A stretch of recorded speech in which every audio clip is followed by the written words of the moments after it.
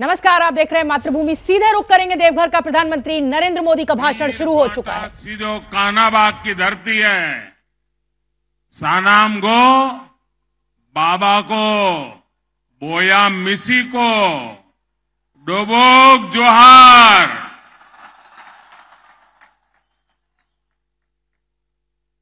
अपने सनी के नमस्कार।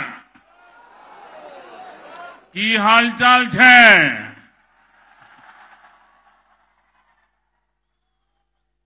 मंच पर उपस्थित भारतीय जनता पार्टी के वरिष्ठ सहयोगीगण, केंद्रीय मंत्रिमंडल के मेरे साथीगण, संसद के मेरे साथीगण, विधायकगण और देवघर के मेरे प्यारे भाई और बहनों, कल देवघर की दिवाली पूरा देवघर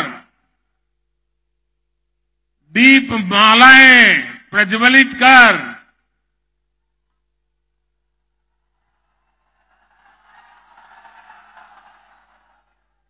और पूरा देश देख रहा था कि जब विकास की गंगा बहती है तब जन जन के दिल में कितना आनंद होता है, कितना उमंग होता है। वो कल पूरे देश ने आपने दीपक जला करके पूरे देश को संदेश दिया है। और आज मैं नए नए एयरपोर्ट देवघर से निकला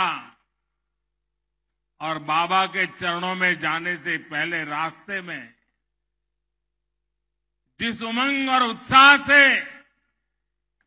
आप सब आशीर्वाद देने के लिए आए थे,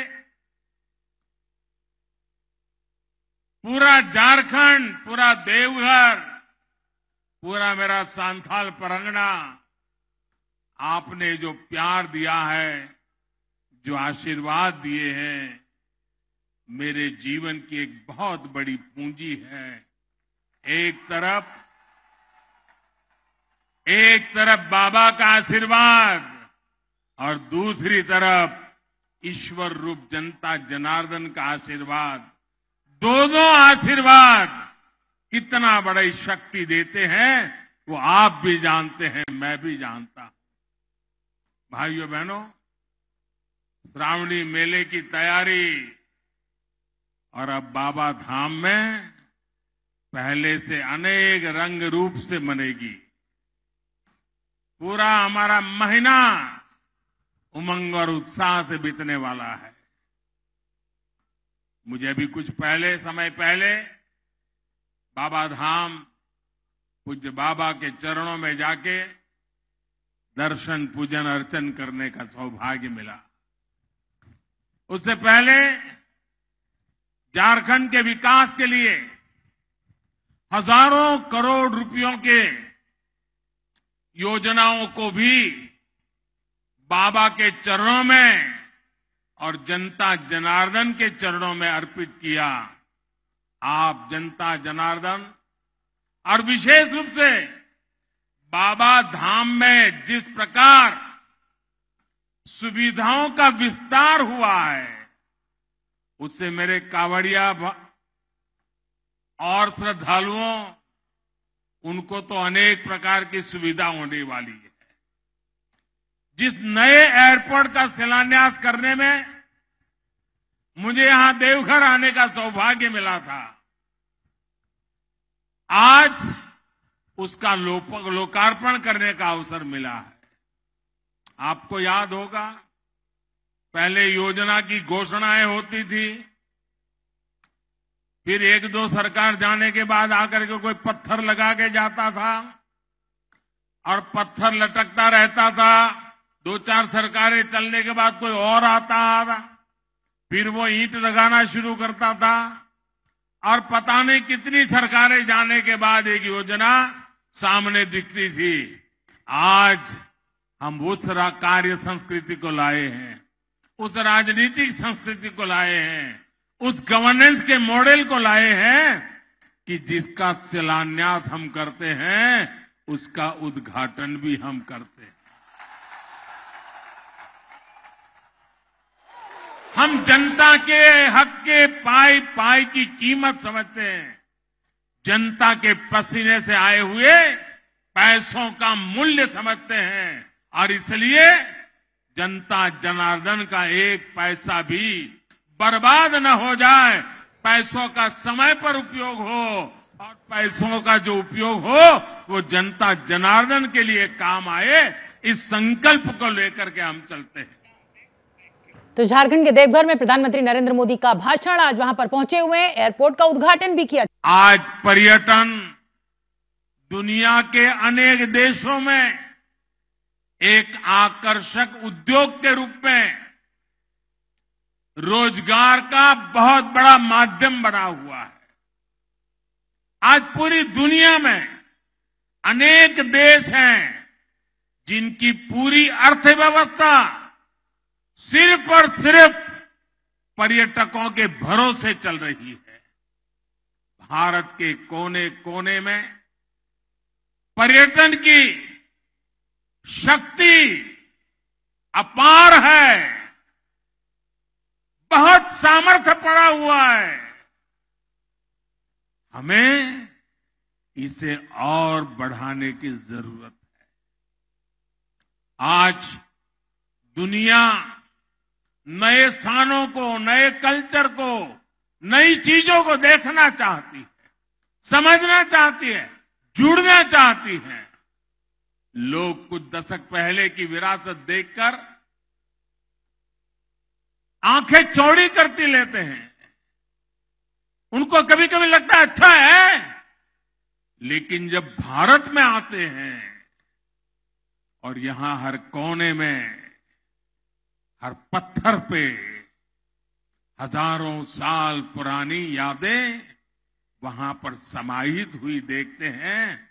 हजारों साल पुरानी इन महान परंपरा दुनिया जब देखती है तो वो चकाचौंध उनके मन को प्रभावित कर देती है।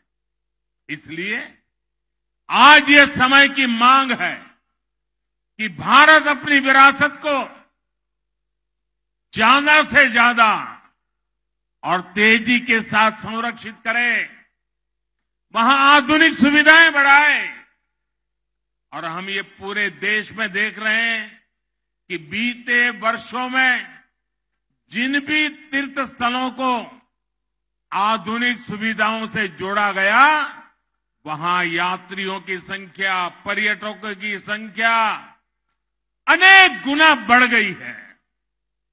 इसका सीधा लाभ वहां रहने वाले आसपास के गांव के लोग, आसपास के जिले के लोग, उनको इनका बहुत बड़ा लाभ होता है। मैं बाबा धाम के आप लोगों को बाबा विश्वनाथ की नगरी काशी का एक उदाहरण देना चाहता हूं। जब से काशी में विकास ने गति पकड़ी है, काशी विश्वनाथ परिषद का सुंदरीकरण हुआ है, बनारस आने वाले श्रद्धालुओं की संख्या में कई गुना बढ़ोतरी हुई है। 3 साल पहले की तुलना में इस साल वाराणसी में अभी तक 3 गुना अधिक यात्री आए हैं। इस वृद्धि के चलते होटल वाले हो, ढाबे वाले हो, नाव वाले हो, ऑटो रिक्शा वाले हो, फूल पौधे बेचने वाले हो, पूजा का सामान बेचने वाले हो, इतना ही नहीं, चाय बेचने वालों को भी बहुत फायदा हो रहा है। उनका कारोबार बहुत बड़ा है। वहां जो हस्तशिल्प का काम होता है, कारीगर बुनकर जो सामान बनाते हैं, उसकी बिक्री भी बहुत ज्यादा बढ़ी है। साथियों, ऐसा ही प्रभाव हम केदारनाथ धाम में भी देख रहे हैं। जब वहां पुनर्निर्माण नहीं हुआ था, जब वहां सुविधाएं नहीं बढ़ी थी, तो कपाट खुलने की शुरुआती 2 महीने में एवरेज 2-2.5 लाख यात्री आते थे। इस साल कपाट खुलने के शुरुआती 2 महीनों में करीब करीब 9 लाख श्रद्धालु बाबा केदार के दर्शन कर चुके। ऐसा ही एक उदाहरण आपको पता होगा, गुजरात में मां नर्मदा के तट पर सरदार वल्लभ भाई पटेल की विश्व की सबसे ऊंची प्रतिमा बनी है, स्टैच्यू ऑफ यूनिटी। उस जगह पर जाने क्या, उसके निर्माण के कारण, और वो पूरा क्षेत्र मेरे आदिवासी भाई बहनों का क्षेत्र है। वहां हमारे आदिवासी भाई बहन की रोजी रोटी कमाते हैं। स्टैच्यू ऑफ यूनिटी बनने के बाद लाखों की तादाद में यहां लोग आते हैं और ये टूरिस्ट वहां पर होटल, वहां के ढाबों में हैंडीक्राफ्ट के सामान खरीदना, सैकड़ों करोड़ रुपए भी खर्च करते हैं।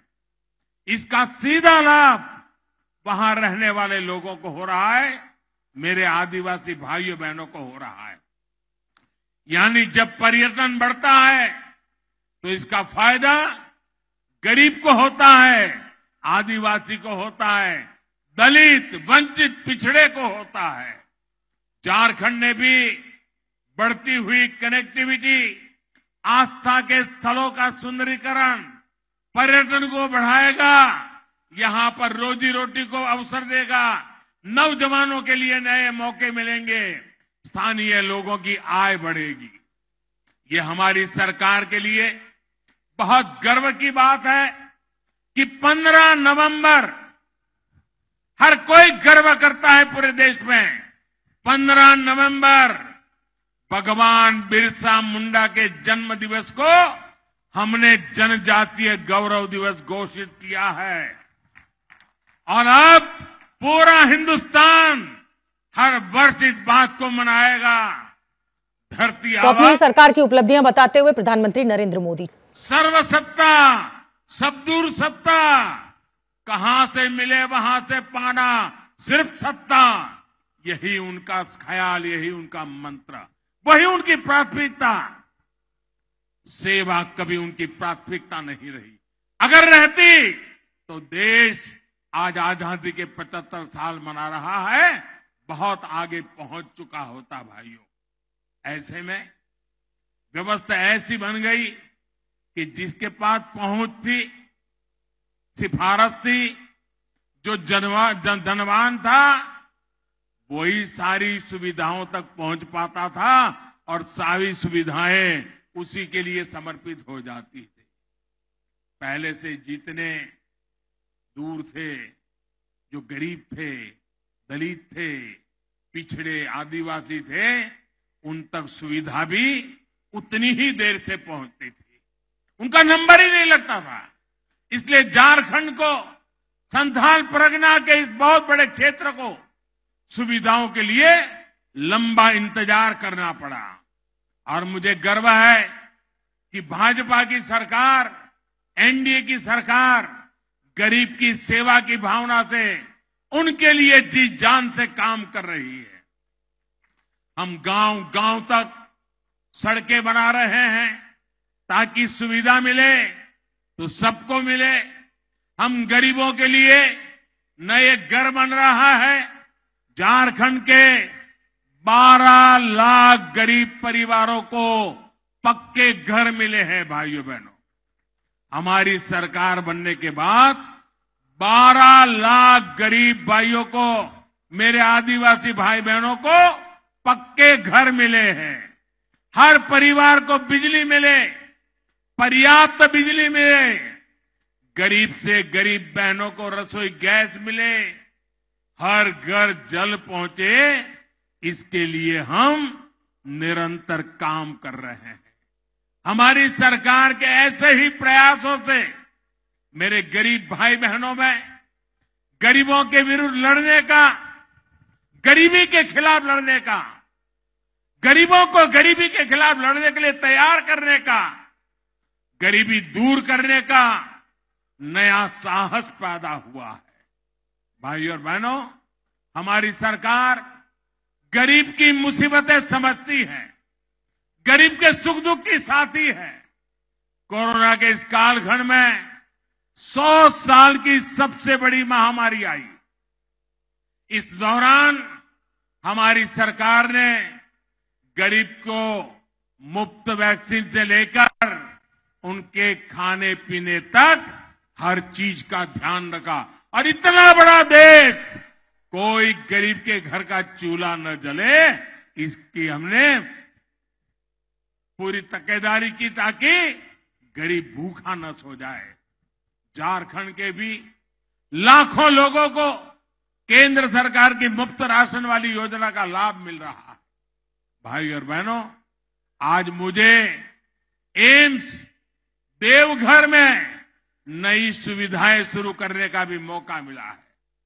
झारखंड में स्वास्थ्य सेवाओं की बेहतरी के लिए हम निरंतर काम कर रहे हैं। यही झारखंड की धरती है जहां से जब रघुवर दास जी मुख्यमंत्री थे, आयुष्मान भारत योजना का उद्घाटन प्रारंभ यही झारखंड से हुआ था। इस योजना के तहत देश के 3 करोड़ गरीब मरीजों को मुफ्त इलाज मिल चुका है। इसमें झारखंड के भी 12 लाख से अधिक बहन भाइयों ने इसका लाभ लिया है। इन लोगों ने अस्पताल में भर्ती होकर अपना मुफ्त इलाज कराया है। आप कल्पना कर सकते हैं, इससे सिर्फ झारखंड के गरीबों को ही 1400 करोड़ रुपए, अगर ये योजना न होती तो उनको अस्पताल के 1400 करोड़ रुपए का बिल भरना पड़ता। आज इस योजना के कारण झारखंड के लोगों के जेब में वो 1400 करोड़ रुपया बच गया है। मेरे भाइयों बहनों,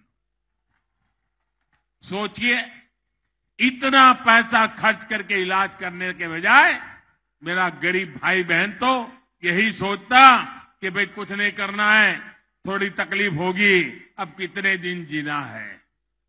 भाइयों बहनों, वो दवाई न करवाते, घर पे बैठे रहते। मेरी माताएं तो बताती भी नहीं कि मुझे पीड़ा हो रही है, क्योंकि मां को रहता है कहीं बेटे को कर्ज हो जाएगा, वो दर्द झेलती रहती। लेकिन मां, तेरे बेटे पर कर्ज न पड़े, तेरा दूसरा बेटा बैठा है तेरी चिंता करेगा। लेकिन भाजपा सरकार की योजना गरीब के लिए बहुत बड़ा संबल बनकर आई है। आयुष्मान भारत योजना की वजह से झारखंड के लोगों को, गरीबों को देश के दूसरे बड़े शहरों के अस्पतालों में भी बहुत मदद मिल रही है। यहां देवघर में एम्स बनने से भी गरीबों की बहुत बचत होने वाली है। साथियों, आदिवासी समाज का सशक्तिकरण, उनके बच्चों का उज्जवल भविष्य भाजपा की प्राथमिकता है। ये केंद्र सरकार की नीतियों में साफ साफ झलकता है। देश के 100 से अधिक आकांक्षी जिलों में अनेक जिले झारखंड के हैं, उसमें भी अधिकतर मेरे ये संथाल परगना में है। कुछ महीने पहले ही देश के 44 जनजातीय जिलों में 4G मोबाइल कनेक्टिविटी मजबूत करने के लिए बड़ा फैसला लिया गया है। इसके लिए सरकार लगभग 6000 करोड़ रुपए खर्च करने जा रही है। इसका लाभ झारखंड के अनेक जिलों में रहने वाले मेरे आदिवासी भाई बहनों, यहां के युवाओं को होने वाला है। इससे जनजातीय जिलों में डिजिटल इंडिया का, यानी ऑनलाइन सरकारी सेवाओं का लाभ और बेहतर तरीके से मिल पाएगा। झारखंड एकलव्य मॉडल स्कूलों के नेटवर्क का भी बहुत बड़ा लाभार्थी है। केंद्र सरकार झारखंड में 90 से अधिक एकलव्य स्कूल बना रहा है। भाई और बहनों, झारखंड में प्राकृतिक संपदा भी है और समृद्ध होने का सामर्थ्य भी है। बीते कुछ वर्षों में केंद्र सरकार के प्रयासों से झारखंड का यह सामर्थ्य और बढ़ रहा है। क्या कभी कल्पना की जा सकती थी कि झारखंड पाइप से रसोई गैस और सीएनजी आधारित ट्रैफिक के मामले में देश के अव्वल राज्य में होगा? आज प्रधानमंत्री ऊर्जा गंगा योजना के कारण ये संभव हो रहा है। सिंदरी खाद्य कारखाना जो बंद पड़ गया था, उसे फिर से शुरू करने का काम भी तेजी से चल रहा है।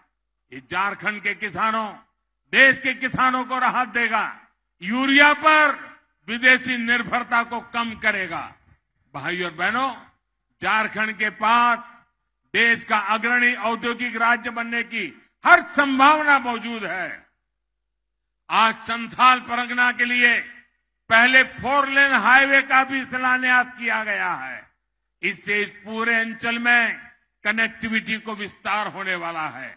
साहबगंज में गंगा नदी पर मल्टी मॉडल हब भी बनाया गया है, ताकि यहां के उद्योगों को हल्दिया से वाराणसी पर बने नदी जलमार्ग का भी लाभ मिल सकेगा। झारखंड को समुद्री रास्ते से कनेक्ट करने के लिए जो भी प्रयास हो रहे हैं, उससे यहां उद्योग लगाना बहुत आसान हो जाएगा। यहां कच्चा माल भी और जब उत्पादन होगा तो झारखंड यहां के गरीब को, आदिवासी को रोजगार के लिए यहां से कभी उसको बाहर जाना नहीं पड़ेगा। हिंदुस्तान के और कोनों में झुग्गी झोपड़ी में जीने के लिए मजबूर नहीं होना पड़ेगा। और यही तो हमारा सबका साथ सबका विकास का राह है। साथियों, विकास के इन कार्यों के बीच आज मैं आप सभी को एक बात से भी सतर्क करना चाहता हूं। आज हमारे देश के सामने एक और ऐसी चुनौती आ खड़ी हुई है जिसे हर देशवासी को जानना और समझना है। ये चुनौती है शॉर्टकट की राजनीति की। बहुत आसान होता है लोग लुभावन वायदे करके शॉर्टकट अपनाकर लोगों से वोट बटोर लेना। शॉर्टकट अपनाने वालों को ना मेहनत करनी पड़ती है और ना ही उन्हें दूरगामी परिणामों के बारे में सोचना पड़ता है। लेकिन ये बहुत बड़ी सच्चाई है कि जिस देश की राजनीति शॉर्टकट पर आधारित हो जाती है, उसका एक ना एक दिन शॉर्ट सर्किट भी हो ही जाता है। शॉर्टकट की राजनीति देश को तबाह कर देती है। भारत में हमें ऐसी शॉर्टकट अपनाने वाली राजनीति से दूर रहना है। अगर हमें आजादी के 100 वर्ष पर भारत को नई ऊंचाई पर ले जाना है, तो उसके लिए परिश्रम की पराकाष्ठा करनी है। और परिश्रम का कोई शॉर्टकट नहीं होता। भाइयों बहनों, आजादी के बाद देश में जो राजनीतिक दल हावी रहे, उन्होंने बहुत से शॉर्टकट अपनाए थे। इसका नतीजा ये हुआ कि भारत के साथ आजाद हुए देश भारत से बहुत आगे निकल गए, हम वही के वही रह गए। आज हमें अपने देश को उस पुरानी गलती से बचाना है। मैं आपको उदाहरण देता हूं। आज हम सभी के जीवन में बिजली कितनी जरूरी हो गई है, ये हम सभी देख रहे हैं। अगर बिजली ना हो तो मोबाइल चार्ज भी नहीं हो पाएगा, न टीवी चलेगा। इतना ही नहीं, गांव में टंकी बनी हो, नल भी लगा हो, बिजली नहीं है तो टंकी नहीं भरेगी, टंकी नहीं भरेगी तो पानी नहीं आएगा, पानी नहीं आएगा तो खाना नहीं पकेगा। आज बिजली इतनी ताकतवर बन गई है, हर कोई काम बिजली से जुड़ गया है। और भाइयों बहनों, अगर ये बिजली न होगी तो फिर शाम को डिबरी और लालटेन की रोशनी में रहना पड़ेगा। बिजली ना हो तो रोजी रोटी के अवसर, कल कारखाने सब बंद हो जाएंगे। लेकिन बिजली शॉर्टकट से पैदा नहीं की जा सकती। झारखंड के आप लोग तो जानते हैं कि बिजली पैदा करने के लिए पावर प्लांट लगाने पड़ते हैं, हजारों करोड़ रुपए का निवेश होता है। इस निवेश से नए रोजगार भी मिलते हैं, नए अवसर भी बनते हैं। जो राजनीतिक दल शॉर्टकट अपनाते हैं, वो इस निवेश का सारा पैसा जनता को बहलाने में लगा देते हैं। ये तरीका देश के विकास को रोकने वाला है, देश को दशकों पीछे ले जाने वाला है। आज बाबा धाम से मैं आप लोगों को, सभी देशवासियों को इस शॉर्टकट की राजनीति से बचकर रहने का हृदयपूर्वक आग्रह कर रहा हूं। शॉर्टकट की राजनीति करने वाले कभी नए एयरपोर्ट नहीं बनवाएंगे, कभी नए और आधुनिक हाईवे नहीं बनवाएंगे, वे कभी भी नए एम्स नहीं बनवाएंगे, हर जिले में वो कभी मेडिकल कॉलेज नहीं बनवाएंगे। मैं आपको एक उदाहरण देना चाहता हूं। आज यहां झारखंड में हजारों करोड़ की नई सड़कों के लिए शिलान्यास और लोकार्पण हुआ है। किसी के लिए बहुत आसान है ये कह देना कि अब से झारखंड में न बस का टिकट लगेगा, न ऑटो में चढ़ने का। तो प्रधानमंत्री का बिना नाम लिए हमला, शॉर्टकट की राजनीति करने वालों से देश का विकास नहीं होगा। तो चलिए अब आगे बढ़ते हैं और बात करेंगे बाढ़ और बारिश की। आप जानते ही हैं कि गुजरात में बाढ़ से इस समय भयंकर तबाही मची हुई है। जो जिले सबसे ज्यादा बाढ़ की चपेट में हैं, उनकी तस्वीरें आपकी टीवी स्क्रीन पर हम आपको दिखा रहे हैं इस समय। नवसारी, वलसाड़, राजकोट और अहमदाबाद, ये तस्वीरें बयान कर रही हैं कि किस तरीके की मुसीबतें इस समय गुजरात के लोग झेल रहे हैं। नवसारी, वलसाड़, राजकोट, कच्छ इलाकों पर मानसून आते ही पानी का जबरदस्त प्रहार हुआ है। नवसारी में तो 70 साल की एक महिला की मृत्यु हो गई। यहाँ रिहायशी इलाकों में कहीं कहीं कमर से ज्यादा तक जल जमाव है। कई सड़कें, पुल के ऊपर से पानी गुजर रहा है। वलसाड़ में लोगों के घरों के अंदर पानी घुस गया है। गुजरात के औरंगा की अगर बात करें, पूर्णा की बात करें, अंबिका नदियां, ये सब खतरनाक स्तर पर पहुंचने के बाद ये हालात पैदा हो गए हैं। तो अहमदाबाद में भी बारिश के बाद मुश्किल ही मुश्किल नजर आ रही है। कल अहमदाबाद की मुख्य सड़कों पर पानी में डूबी कारें दिख रही थी, तो आज जमीन धंस गई और उसमें कार समा जाने की तस्वीर दिखी।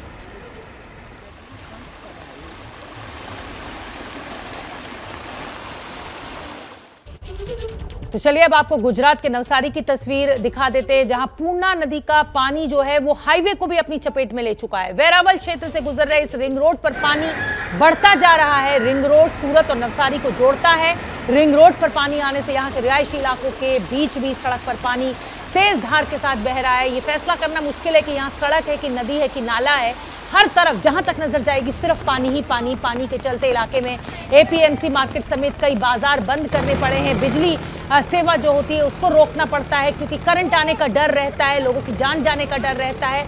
ऐसे में भारी परेशानियों का इस समय सामना गुजरात के लोग कर रहे हैं। और एक एक कर गुजरात के तमाम शहरों की, बड़े शहरों की तस्वीरें हम आपको दिखा रहे हैं। इस समय जो तस्वीर आपके सामने है वो गुजरात के राजकोट की है। राजकोट भी बाढ़ की चपेट में आ चुका है।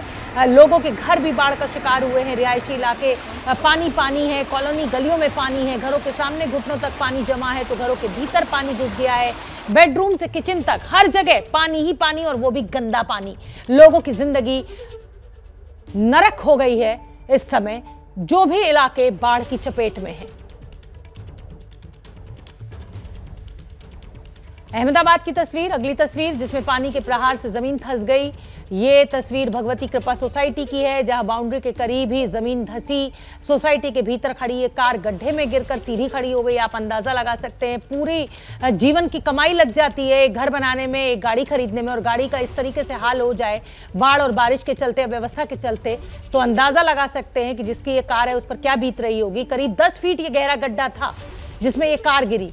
तस्वीरें देखकर कहा जा सकता है कि सोसाइटी के लिए भी अब खतरा बढ़ गया है, क्योंकि इस तरीके से अगर जमीन दरक रही है, इस तरीके से गड्ढे हो रहे हैं, तो कहीं ना कहीं जो नींव पड़ी है वो भी कमजोर हो सकती है। अब आपको उदयपुर की, छोटा उदयपुर की तस्वीर गुजरात से दिखा देते हैं। यहाँ एक मंदिर गिर गया है। सांखेड़ा नदी के तट पर बना ये मंदिर भरभरा कर गिर पड़ा, क्योंकि नदी में पानी बढ़ने से नदी किनारे कटान शुरू हो गया और उसके बाद मंदिर को इस पानी ने, इस नदी ने अपनी चपेट में ले लिया। महादेव का ये मंदिर सालों पुराना था, इसकी अपनी एक मान्यता थी, लेकिन अब ये मंदिर भी पानी का शिकार बना।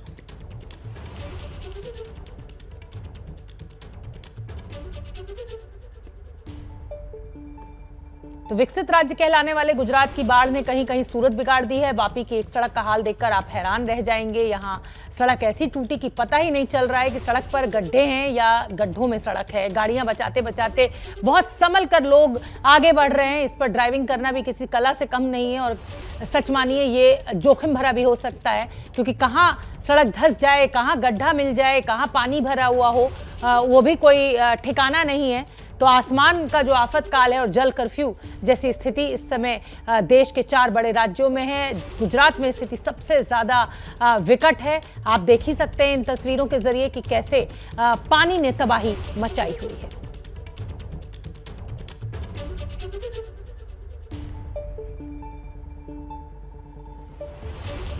तो ये वापी की तस्वीरें गुजरात से हम आपको दिखा रहे हैं। गुजरात के तमाम जो बड़े शहर हैं लगभग इसी तरीके की तस्वीरें हैं।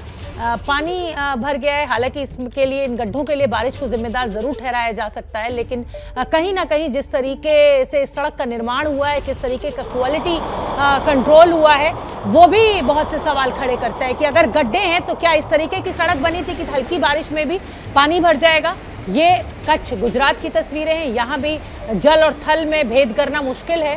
कहाँ सड़क है, कहाँ नदी है, कहाँ नाला है, ये पता नहीं लग रहा है। घरों के भीतर पानी, सब पूरे शहर में एक तरीके से जल कर्फ्यू लग गया है। इस समय की बड़ी खबर आपको बता दें, नई संसद की छत पर अशोक स्तंभ को लेकर नया विवाद शुरू हो गया है। विपक्ष के कई नेताओं ने अब आरोप लगा दिया है कि अशोक स्तंभ में शेर की आकृति पुराने अशोक स्तंभ में शेर की आकृति से बिल्कुल अलग है। लोकसभा में कांग्रेस के नेता अधीर रंजन चौधरी ने पीएम प्रधानमंत्री नरेंद्र मोदी से पूछा कि संसद के अशोक स्तंभ में लगा शेर सारनाथ का प्रतीक है या गिर के शेर का विकृत रूप है। इसी तरह आम आदमी पार्टी के सांसद संजय सिंह ने भी आरोप लगाया कि राष्ट्रीय चिन्ह को बदल दिया गया है।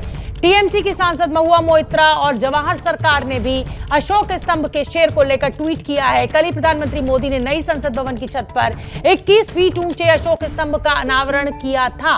विपक्ष का आरोप है कि ये जो शेर है ये आक्रामकता वाले एक्सप्रेशंस के साथ दिखाई दे रहा है, और जो सारनाथ में शेर है, ये जो सिंबल है, वो मुस्कुराता हुआ शेर है। अशोक स्तंभ को लेकर एआईएमआईएम अध्यक्ष असदुद्दीन ओवैसी ने भी आपत्ति दर्ज की है।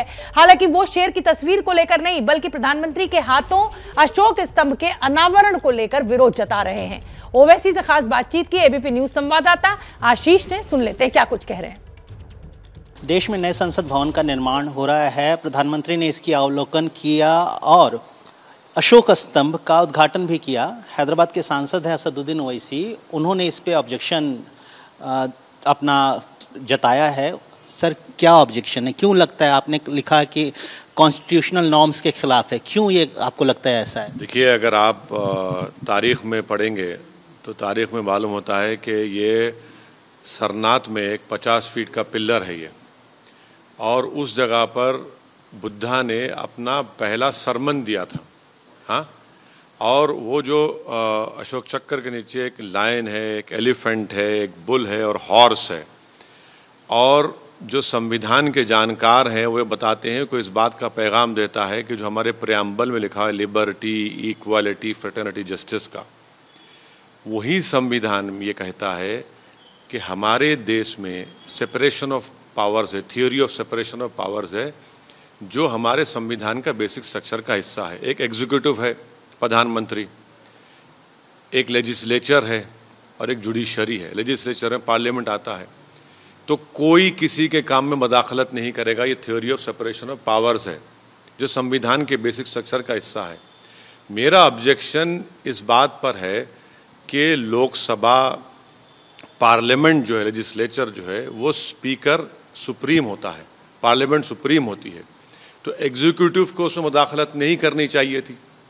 प्रधानमंत्री एग्जीक्यूटिव ब्रांच के हेड हैं, और जब पार्लियामेंट की नई बिल्डिंग का इनॉग्रेशन हुआ उस वक्त भी मैंने ऑब्जेक्शन किया था और आज भी कर रहा हूं। स्पीकर को इसका इनॉग्रेशन करना चाहिए था, स्पीकर हेड है।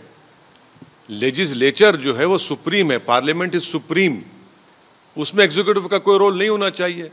क्यों प्रधानमंत्री जाकर बैठ गए, स्पीकर क्यों पीछे बैठा है भाई? सर, स्पीकर साहब तो वहां थे ना, स्पीकर पीछे बैठा है, स्पीकर सामने बैठता है, हम सब नीचे बैठते हैं। आपने देखा होगा ना पार्लियामेंट की कार्रवाई को। क्यों?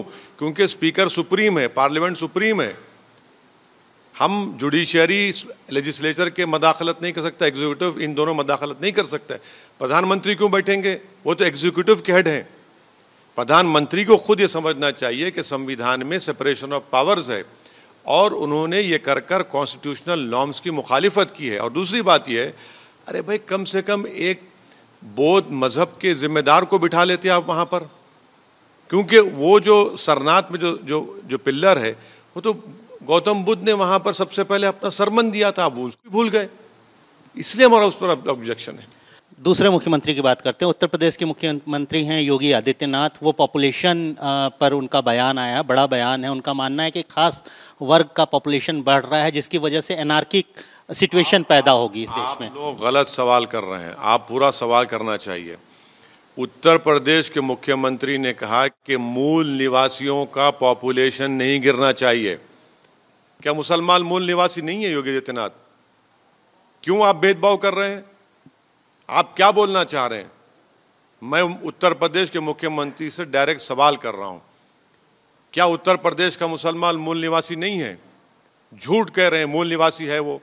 अच्छा, अगर मूल निवासी नहीं है तो फिर कौन है इस देश का मूल निवासी? द्रविडियन और ट्राइबल लोग हैं, इसमें कोई भी नहीं। योगी आदित्यनाथ भी नहीं है मूल निवासी, ना ओवैसी मूल निवासी हैं।